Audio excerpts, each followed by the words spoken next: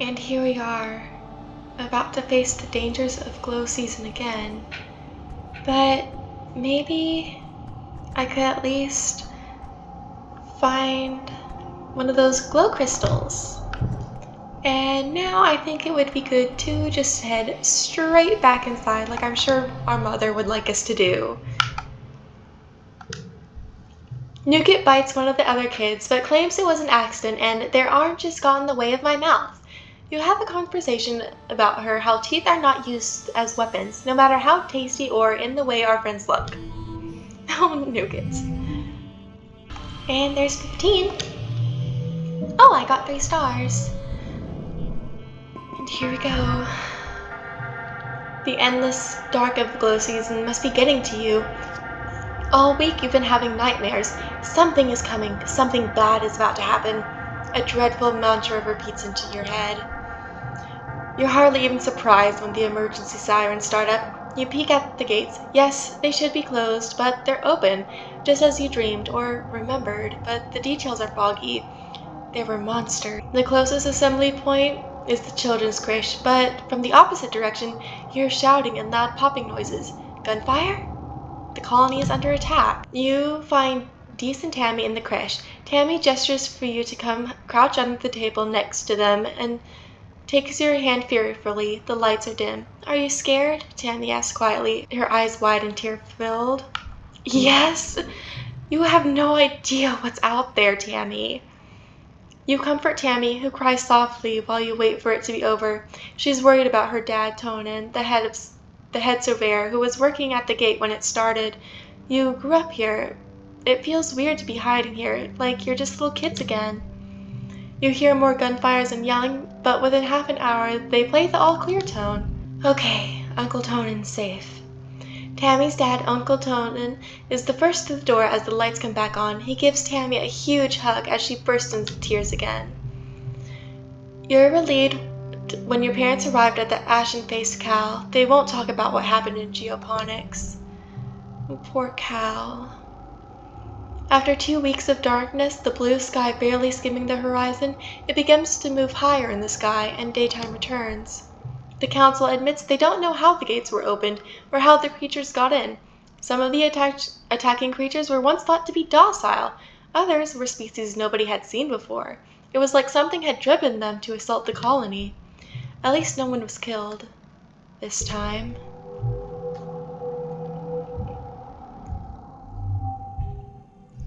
Well, at least it's nice and bright out now. Tammy, are you okay? Tammy is sitting in the stool in the sun, reading a fairy tale picture book on her holopalm. She sighs. Are you okay? I'm okay, she hesitates. It's just that, look at all the pictures of these princes and princesses. The princes are always the taller ones, but I'm so big. I'm even taller than Cal. How can he be my prince if I'm bigger than him? It's true. Tammy is the tallest kid you know, taller than the boys. Even Cal, who is a year older. You know she and Cal are close friends, but you never thought of him as her prince before. Being tall can be fun. You can reach things that other people can't, and that can be helpful. You list off all the things you can think of. You reach high things, hit rad spikes in sports ball, and you can see over other people's heads in the crowds. Plus, you tell her, tall people give the most amazing hugs. She goes for the bait and gives you a big hug. Thanks, Solanna. You're a good friend.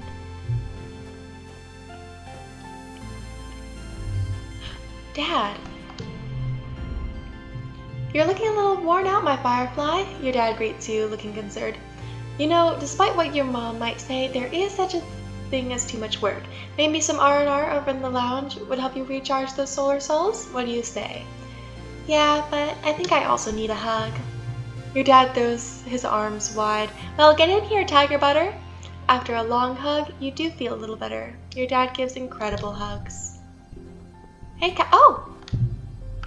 Medicinal roots? And hi, Cal. Oh. Cal is leaning on the garden fence, looking out at the colony. That attack was awful, he says quietly. I did something I'm not proud of, and people still got hurt. He sniffles and rubs his face. All the adults tell me that it's okay because I had to do it, that I was brave and protected the colony. But I don't want to hurt anything, not even the monster.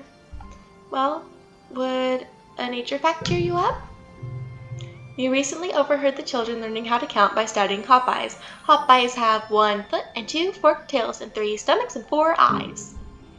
And if you see 5 of them together, that's lucky, Cal laughs, finishing the mnemonic with you. Wait, how did they find out that Hopeyes have 3 stomachs? I don't want to know. Oh, he still has something to say now? The garden looks deserted, which is strange. Cal's usually here taking care of the animals or playing in the dirt or fetching things for the adults. You spot a pair of dirt-streaked legs dangling over a piece of equipment and clamber up beside Cal in the sun-warmed metal. Cal's distracted by something in his hands. He looks up as you sit down. Oh, hey, Solanna, he greets you. I didn't hear you, Dudette. Sorry.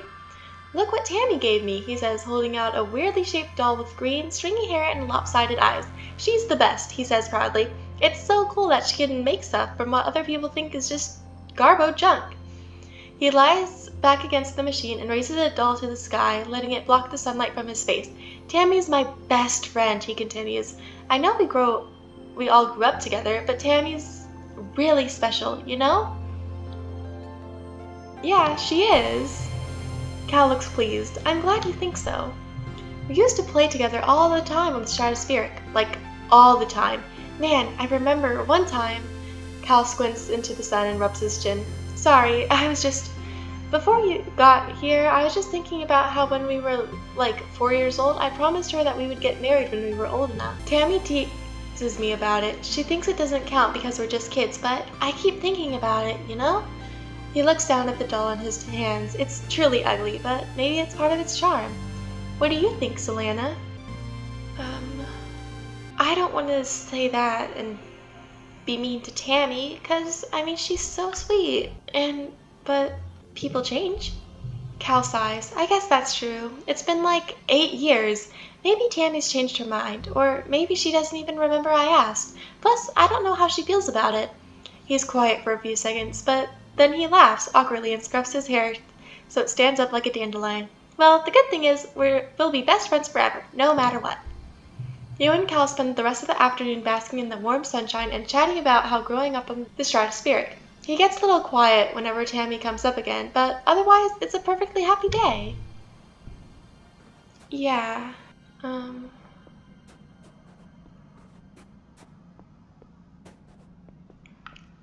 would it be possible for me to study some more? If I can just get my biology up to that first notch. You're bringing supplies to medbay when you see something unusual. Tangent sleeping. Wow! Tangent never sleeps. We should let her sleep. Tang's hollow palm beeps a soft alarm. She sits up and stretches, looking totally refreshed and alert. She sees you watching her and looks annoyed. Just a power nap, she says. No reason to gawk.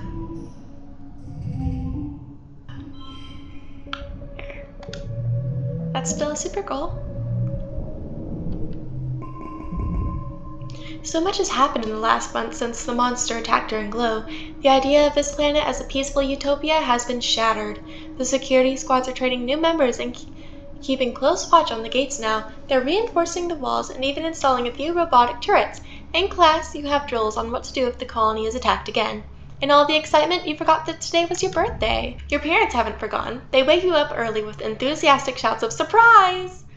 A Vertumna year is only a little longer than a year on Earth, so you've taken up its calendar for birthdays. Yours is in the second month of quiet. Spark snow drifts slowly past your porthole window as you snuggle with your dad. Your mom climbs up too and sits on the edge of your bed. Your dad pulls a bowl of fruit from behind his back with a flourish, like a magic trick. At least you think it's fruit. What are those? Bobber fruit, your dad grins. The foragers have been picking these just outside the walls. They might look funny, but they're tasty. Try one. You take a cautious bite. The pulp is soft and tastes a bit like lemon, only more blue.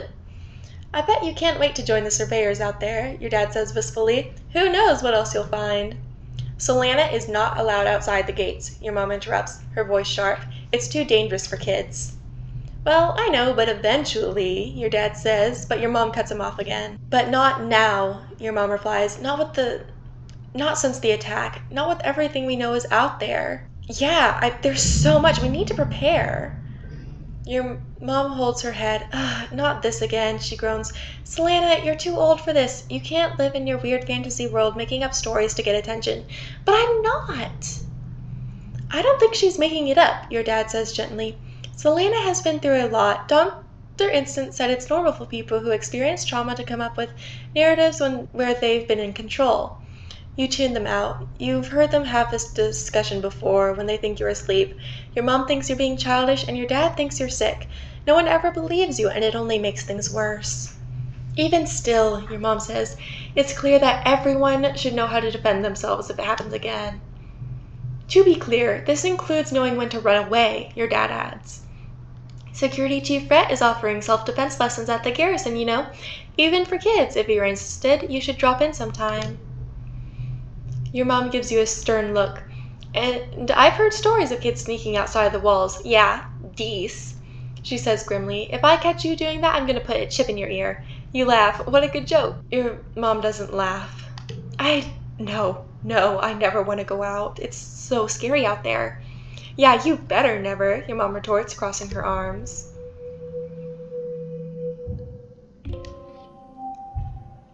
And now I am seriously stressed and Tammy has something to say again, but we'll see if Cal has something to say first and then go over to Tammy and then take a rest. Cal is scrubbing his hands at the water barrel, trying to unsuccessfully to get all the dirt from under his fingernails. It looks like a lost cause.